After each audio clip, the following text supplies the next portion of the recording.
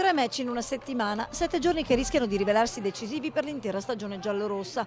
Comincia domenica un trittico di sfide fondamentali per il Bassano 1903. Al Mercante arriverà l'Arsie, superato 2-0 all'andata, attualmente fanalino di coda del girone a soli 11 punti, reduce dalla batosta 5-0 rimediata in casa dall'Uniondese. Il 30, mercoledì alle 20:30, sarà invece tempo di Coppa Veneto. Per i quarti di finale in via Piave arriverà il Real San Zeno Arzignano in una gara secca che si preannuncia fin d'ora evento da non perdere. Una sconfitta vorrebbe dire addio al sogno di conquistare quel trofeo che già da solo potrebbe regalare il passaggio in promozione.